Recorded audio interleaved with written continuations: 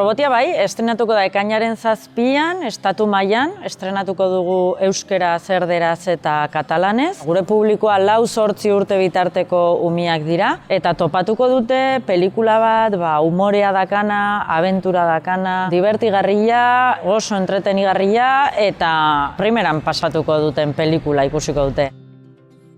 Ekainaren 2an igandean izan genituen 4 aurre estrenaldi, katalanez, euskeraz eta erderaz. Euskeraz egin ditugu 2 aurre estrenaldi bai Printzipe Zineman Diario Baskorekin batera, eta bai Realearena zelaian, beraien fundazioakin eta Corner Festivalaren barnian, ez? Eta, eskerrak eman nahi diegu beraiei, eta bai Zine Euskadiri, Zine Euskadiri esker ere pelikula euskeraz ikusi ahal izango da, eta, benetan pozik.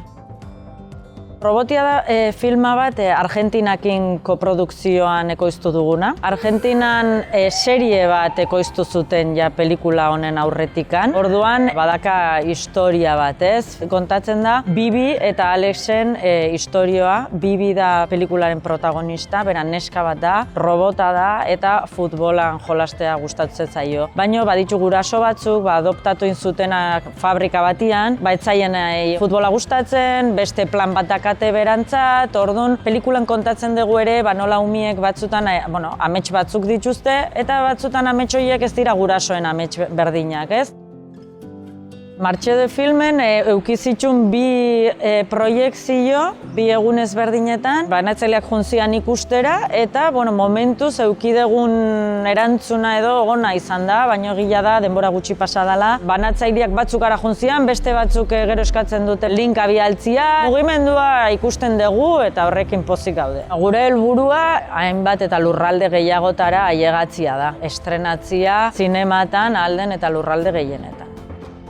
Momentuz ibilbidea lehenengo puntua, hemen estatu mailan estrenatzia da. Gero badakigu beste lurralde batian nazioarte mailan estrenatuko dela zinematan. Eta gure koproduktoriak Hego Ameriketakoak dira eta Hego Ameriketan ere estrenatuko da, ziur aski abuztuan. Eta gure helburua hori da, espero dugu ibilbidea izatia urte hontan zehar eta hurrengo urtean zehar, oraindikan zinematan mantentzia filma mundu mailan.